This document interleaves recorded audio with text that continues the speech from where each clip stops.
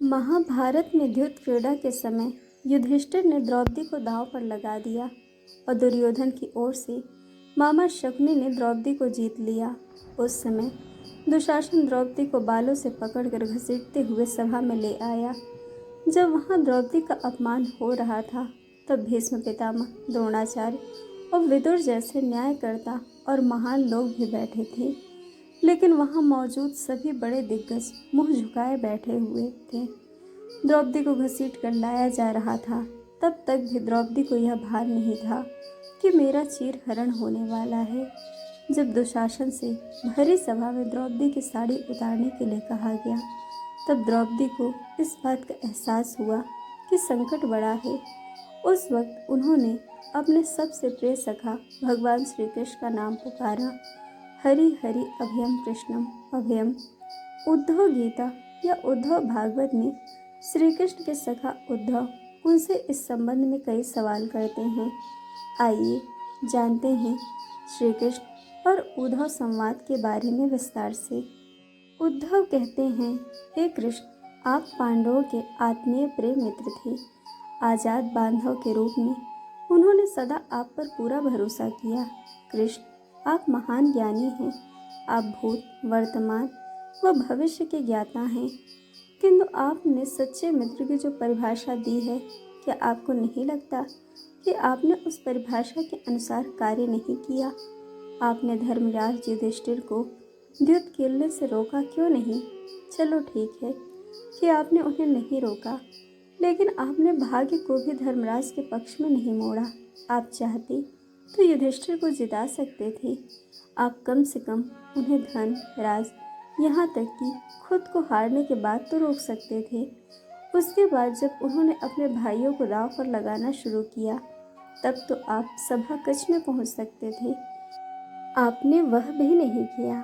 उसके बाद जब दुर्योधन ने पांडवों को सदैव अच्छी किस्मत वाला बताते हुए द्रौपदी को दांव पर लगाने को प्रेरित किया और जीतने पर हारा हुआ सब कुछ वापस देने का लालच दिया, कम से कम तब तो आप हस्तक्षेप कर ही सकते थे।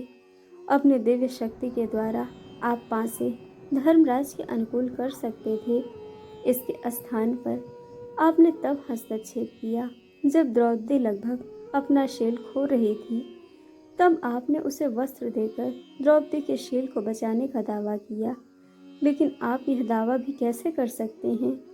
उसे एक आदमी घसीट कर सभा में लाता है और इतने सारे लोगों के सामने निर्वस्त्र करने को छोड़ देता है। एक महिला का शील क्या बचा? आपने क्या बचाया? अगर आपने संकट के समय में अपनों की सहायता नहीं की, तो आपको आपात बांधव कैसे कहा जा सकता है? बताइए, आपने संकट समय में सहायता नहीं की तो क्या फायदा? क्या यही धर्म है?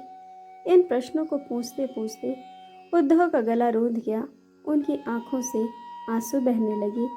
भगवान श्री कृष्ण मुस्कुराते हुए बोले, प्रिय उद्धव, यह सृष्टि का नियम है कि विवेकवान ही जीतता है। उस समय दुर्योधन के पास विवेक था, धर्मराज के पास नहीं। यही कारण रहा कि धर्मराज पराजित हुए। उद्धव को हैरान परेशान देखकर कृष्ण जी आगे बोले, दुर्योधन के पास जुआ खेलने के लिए पैसा और धन तो बहुत था, लेकिन उसे पासों का खेल खेलना नहीं आता था। इसीलिए उसने अपने मामा शकुनी को द्युत क्रीड़ा के लिए उपयोग किया। यही विवेक है। धर्मराज भी इसी प्रकार सोच सकते थे और अपने चचेरे भाई से पेशकश कर सकते थे कि उनकी तरफ से मैं खेलूंगा। जरा विचार करो कि अगर शकुनी और मैं खेलते तो कौन जीतता? पासे के अंक उसके अनुसार आते या मेरे अनुसार?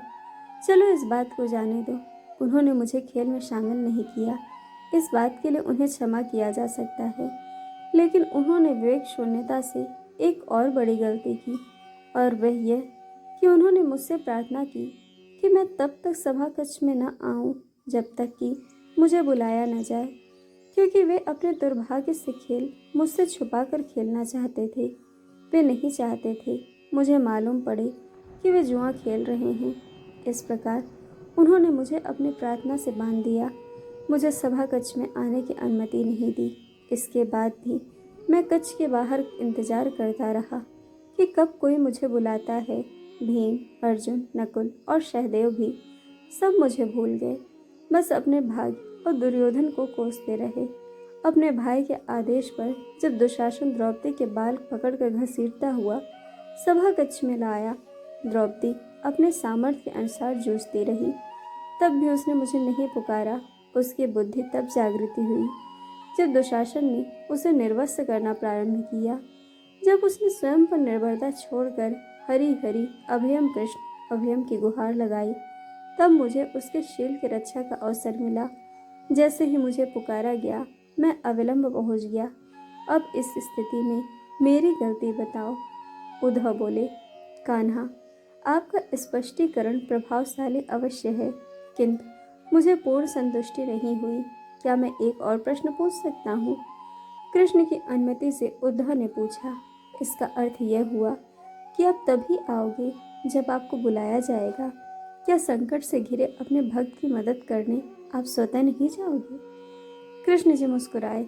उद्धव, इस सृष्टि में हर एक का जीवन उसके स्वयं के कर्म फल के आधार पर संचालित होता है। न तो मैं इसे चलाता हूँ और न ही इसमें कोई हस्तक्षेप करता हूँ। मैं केवल एक साक्षी हूँ।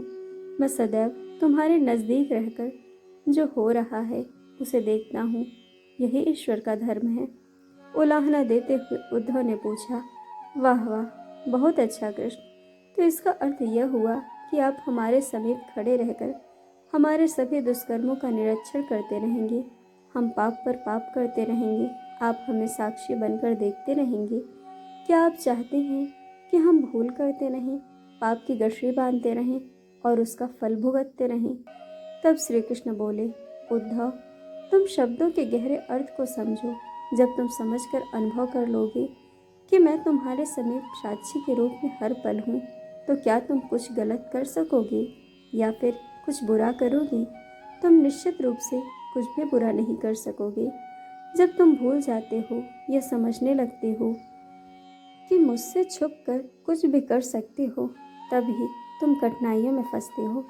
धर्मराज का अज्ञान यह था कि उसने माना कि वह मेरी जानकारी के बिना जुआ खेल सकता है।